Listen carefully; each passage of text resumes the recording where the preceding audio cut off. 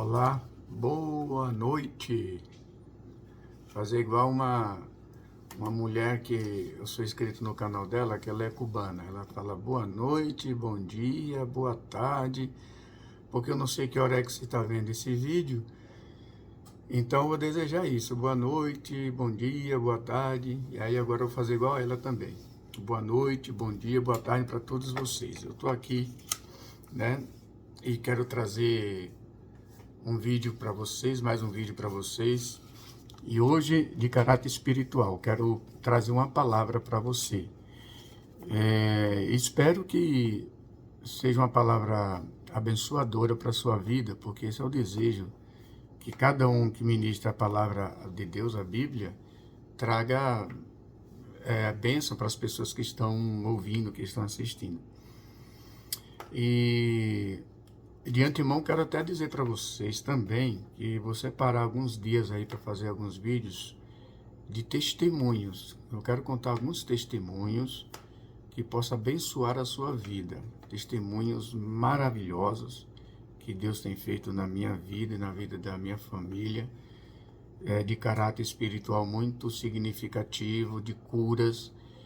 Principalmente você tem problema aí de câncer e tal, e de enfermidades terríveis. Eu quero dizer para você que eu vou trazer um testemunho maravilhoso, que é o da cura da minha mulher, que ela foi curada de câncer em uma certa ocasião. E não foi agora não, de muitos anos atrás, e esse câncer não voltou e nem vai voltar, porque quem fez a obra foi Deus. Ele fez a obra completa e ela está viva até hoje.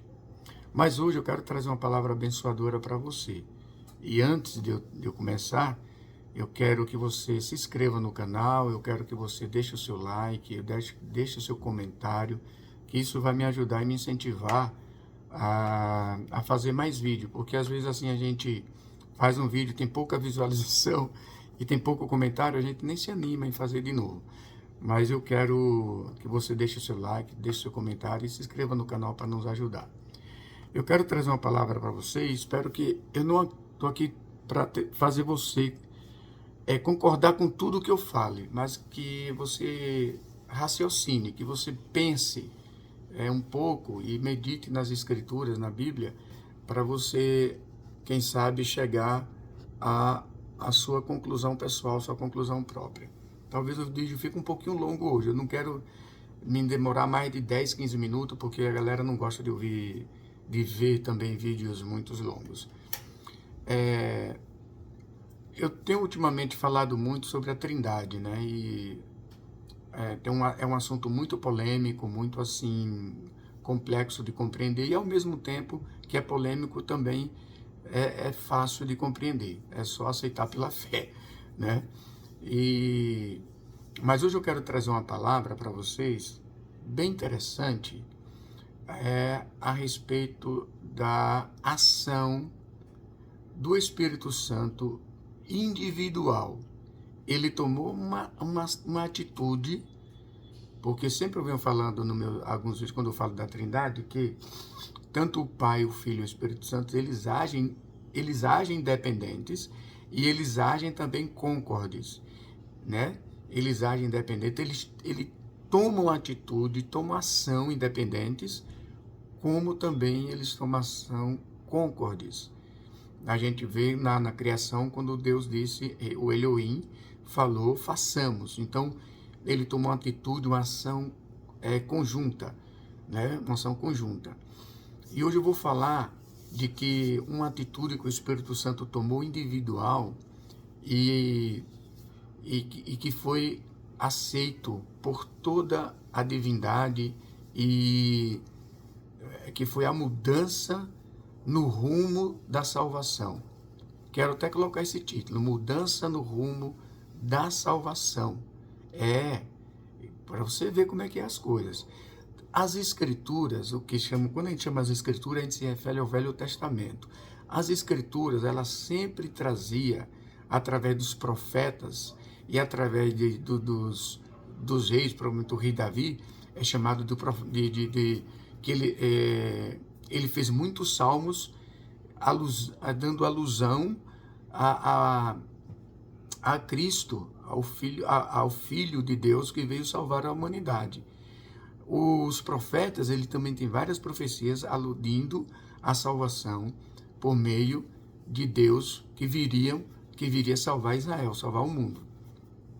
Então veja bem, o plano de salvação, e muitas profecias também estão direcionadas desse jeito, era que Israel fosse a salvação para o mundo gentil. Israel fosse a salvação para o mundo gentil. Você pode ver que todas as profecias, quando fala de salvação, Israel é cabeça. Israel é luz do gentio, das nações. Israel é aquele que adora o Deus vivo e verdadeiro. Israel é que é o caminho. Israel é quem até as profecias de hoje, do fim do mundo, elas pedem para que você fique atento às coisas que estão acontecendo em Israel, que estão acontecendo na natureza, que estão acontecendo em Israel. Então, você pode verificar, todo conhecedor da Bíblia sabe que os últimos tempos, para ficar ciente dos últimos tempos, você tem que estar ligado com os acontecimentos em Israel. Então, veja bem, a salvação é a mesma coisa. Quando quando os profetas falavam sobre a salvação, que viria o Salvador, que viria alguém que ia salvar, que Deus viria pessoalmente salvar Israel, salvar o homem, a humanidade, seria por meio de Israel. Tanto é que, quando o Verbo se fez carne, ele não nasceu de uma outra nação, a não ser da nação de Israel. Jesus, ele era judeu, né? Então, veja bem, era tudo aludindo a Israel. O plano de salvação era que Israel aceitaria o Messias como nação. Israel como nação aceitaria o Cristo, né? O próprio Deus encarnado. A nação acreditaria e a nação seria luz para os gentios. Há muitas profecias aludindo a isso. Israel seria a luz dos gentios. O que foi que aconteceu? E você pode ver, a gente pode ver isso aqui, ó, no próprio Evangelho de João, no capítulo 1, versículo de 11 a 13, né? Quando ele diz assim, veio para o que era seus. Então, essa expressão veio para o que era seus está dizendo o quê? Que Jesus, o Verbo encarnado, veio para o que era seus. Quem era o deles? Para os judeus. Para os judeus, né? Em Marcos, capítulo 7, 24 a 30, nós encontramos aqui o começo da mudança. Leia aí Marcos, capítulo 27, 24 a 30. Está começando a mudança, né? Quando Jesus, uma mulher grega, Cirofenícia, né? Tem um problema na sua casa, que ela tem uma filha, que ela tem um demônio. E aí Jesus está em uma casa, né? Está em uma casa. E ela chega lá e ela diz, mestre, eu quero te pedir uma ajuda. Eu quero que o Senhor cure a minha filha. Que o Senhor cure a minha filha. E Jesus olhou para ela e disse, mulher, não é lícito que tire da mesa os pães, os donos dos pães, os pães, na verdade, e jogue aos cachorrinhos, e lance aos cachorrinhos. Aí ela vai e diz assim, mestre, mas os cachorrinhos comem das migalhas que caem da mesa dos donos. Olha isso aqui, como é interessante.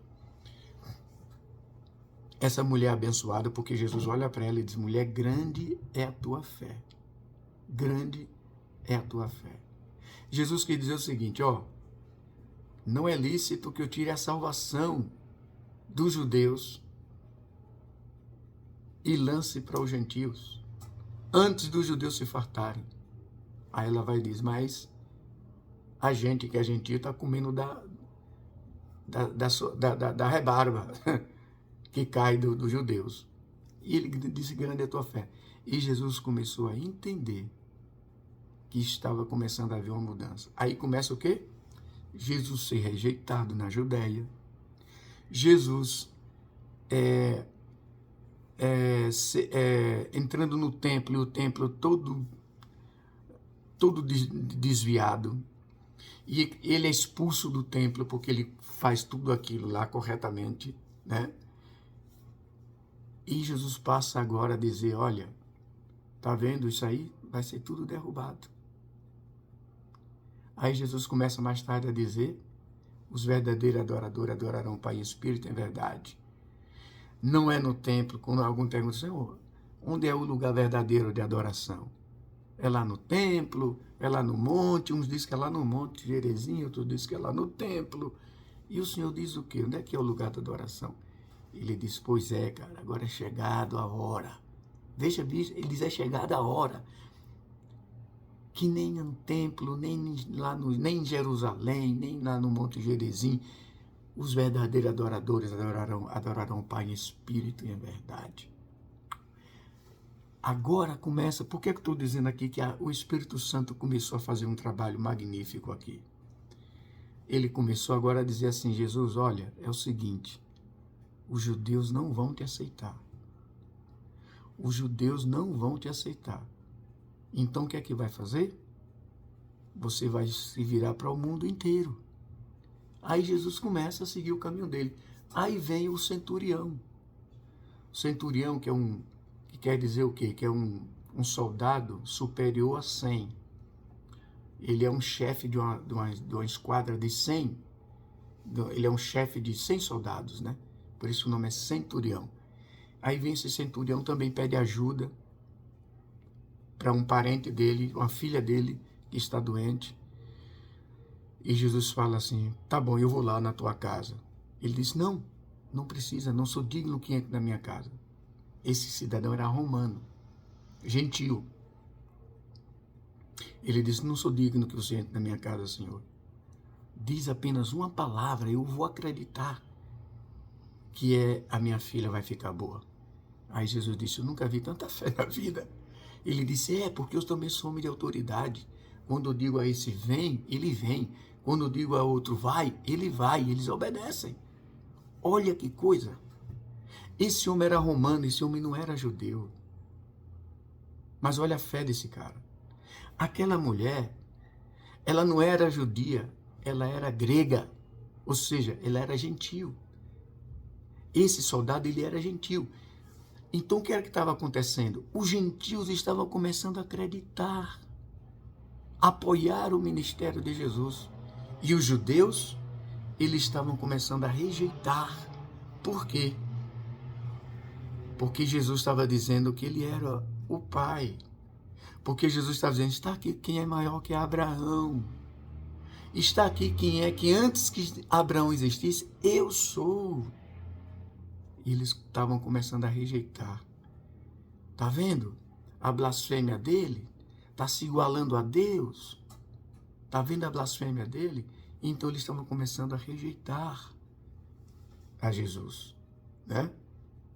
Tanto é que Filipe, na sua tamanha incredulidade, judeu, né? Ele pega e diz, Senhor, mostra-nos o Pai e está tudo certo. Jesus diz, Filipe, quem vê a mim vê o Pai. Como é que você me diz, mostra-nos o Pai?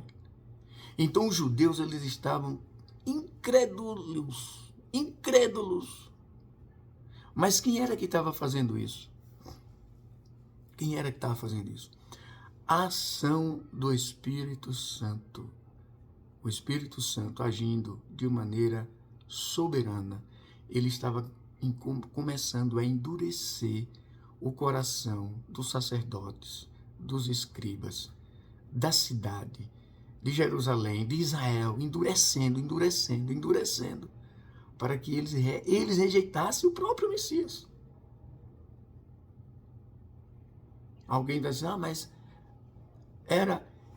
talvez você vai dizer, poxa, você perdeu a cabeça falando coisa dessa. Mas sabe quem é que vai falar isso? Você vai ver, é o apóstolo Paulo.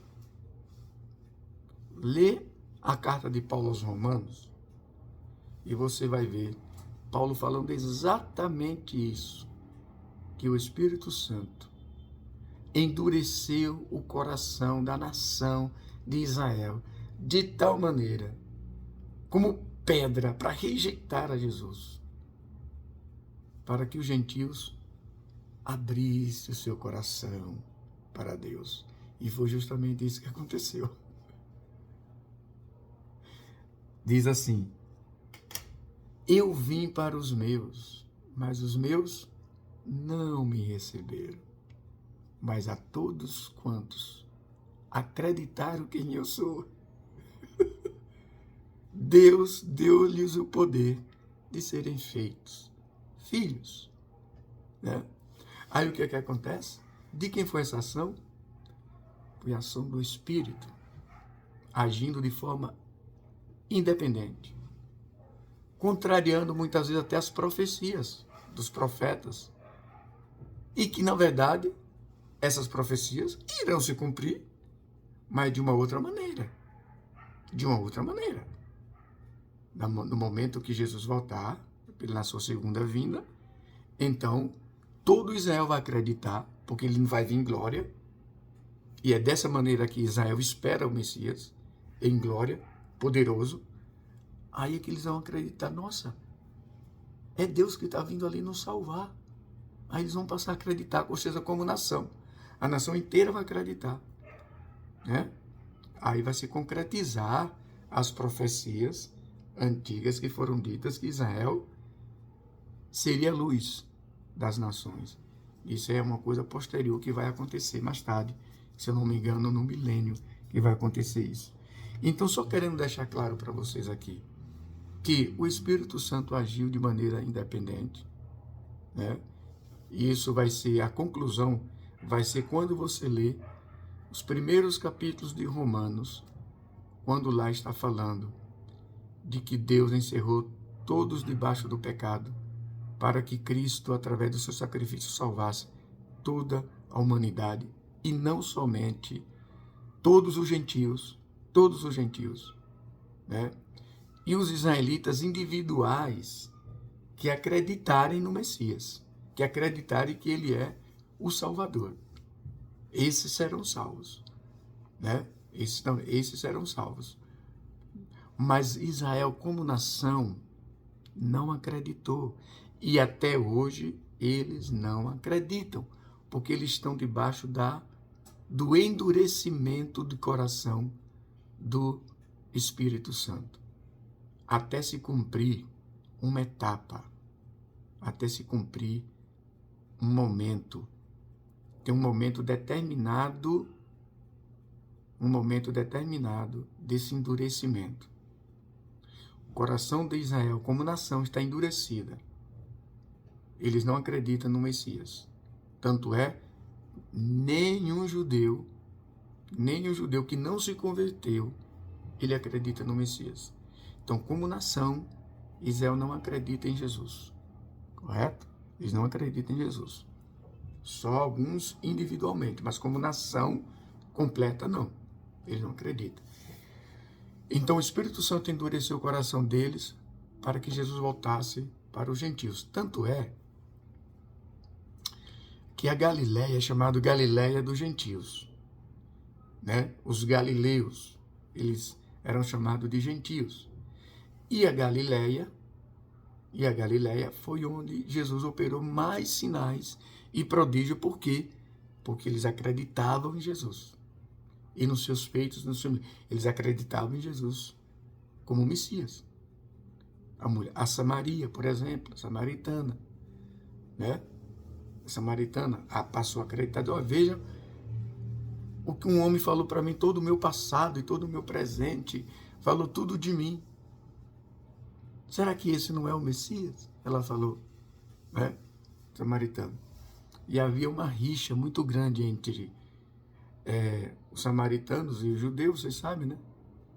Que eles tinham que, para sair da Judéia, para ir para a Galileia, tinha que passar, o caminho mais perto era passar por dentro de Samaria. Mas os judeus não faziam isso. Eles não passavam por dentro de Samaria. Eles faziam um rodeio muito grande pela Pérea para poder passar para a Galileia.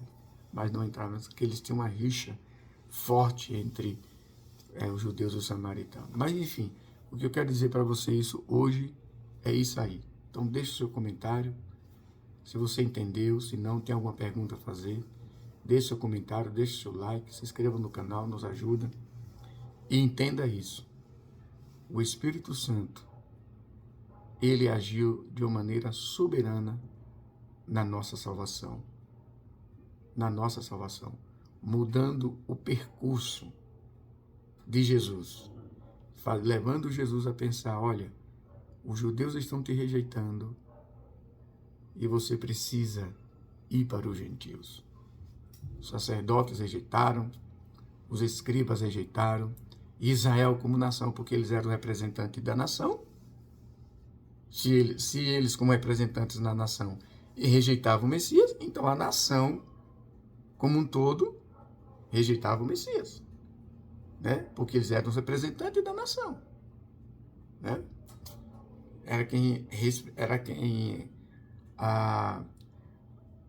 O povo, a religiosidade, o povo obedecia o que eles falavam.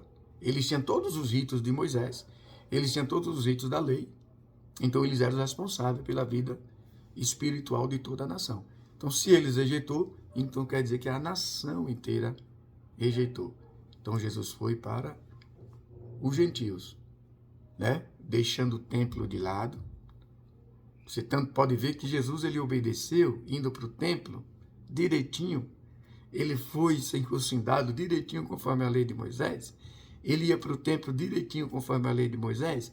Ensinado direitinho conforme a lei de Moisés. Foi circuncidado conforme a lei de Moisés. Obedecendo direitinho conforme a lei de Moisés.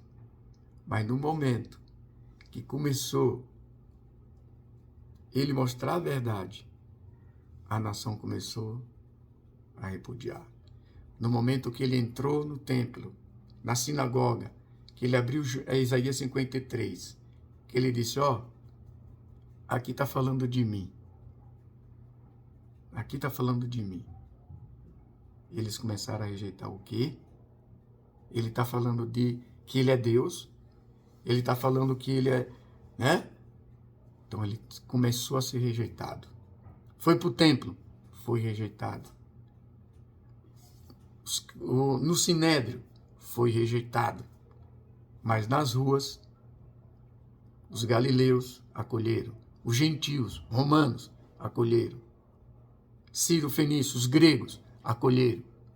Então ele partiu para os gentios e salvou toda a humanidade, né? Salvou todos os gentios. Israel ainda está debaixo do peso, do tempo que já está para acontecer a libertação deles. Mas ele ainda está debaixo da maldição. Israel está debaixo desse endurecimento, né? Que já está chegando no final. Já está chegando no final.